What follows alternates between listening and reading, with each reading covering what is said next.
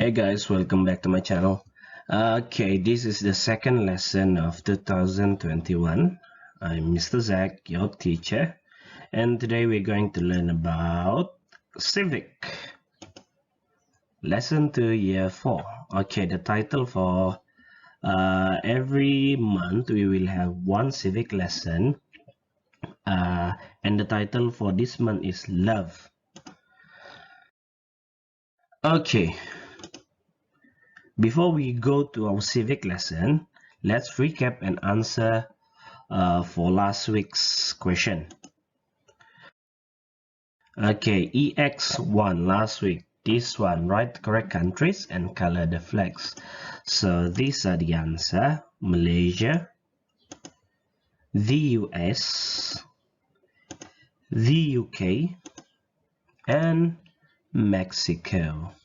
Okay, if you need time, you can just pause the video and continue when you're done. Okay, next we have Brazil, Korea, and China. Okay. Next, for exercise number 2, write the correct countries on the world map. So we have Malaysia here, the US, the UK, Mexico, Brazil, Korea, and China. Okay, so let's check the answer for number 1. What's number 1? Number 1 is the US. Second one is the UK. The third one is China. Next one is Korea. Mexico is number 5. Number 6 is Brazil, and the last one is our beloved country, Malaysia. Okay, so this one, if you want to color it, it's up to you. If you don't want, just write the correct countries. Alright? Okay, so let's begin our Civic lesson. There are 3 things that we will learn today. First one, knowledge. We are going to learn about at least 2 out of 4 cultural places around the world. So I'm going to show you a video of 4 countries and the cultural places in it. So in this lesson, I want you to at least remember 2 cultural places, whether it's in Malaysia or other country. Okay, the second one, socio-emotional. Okay, we are going to appreciate Malaysian cultural place by sharing one way. How are we going to protect the place? Alright, and then the last one, what we're going to do is action. I want everyone to do a presentation of Malaysian cultural places. Okay, it's up to you whether you want to do it in a PowerPoint like this, or you want to make a video, or you want to make a scrapbook. It's up to you. Okay, so that's what we're going to learn today. 3 aims for today. Okay, so before anything,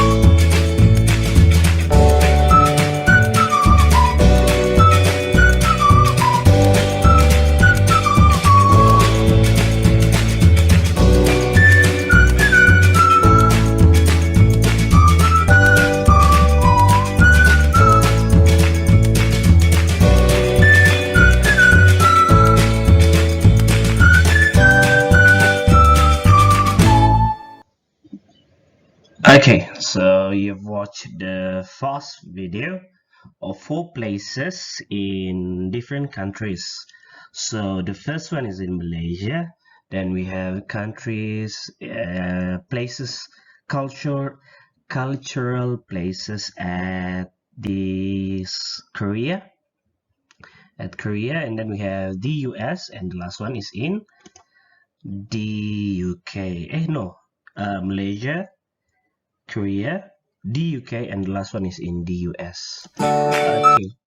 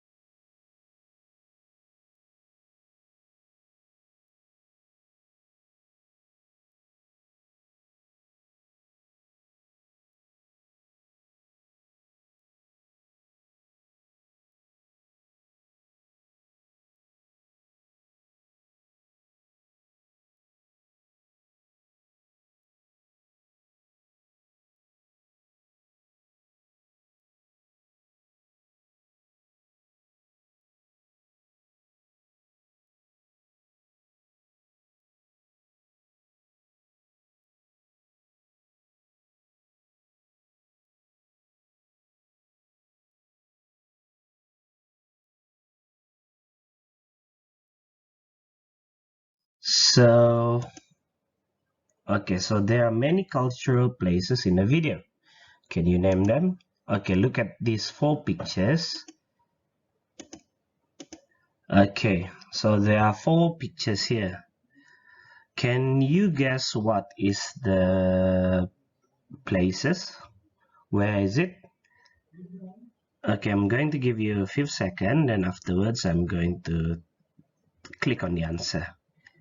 Okay, so for the first one in the green box, the cultural places, it's in Pulau Redang.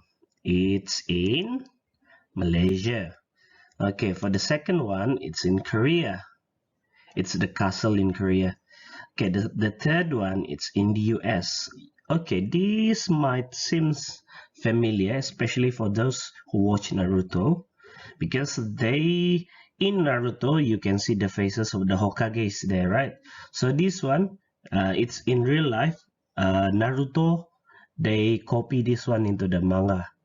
Okay, manga is manhwa. Okay, so the last one, it's the London Bridge in the UK. The one you always sing, London Bridge is falling down. This is the London Bridge. Okay, so let's go to the next slide. Okay, why cultural place is important?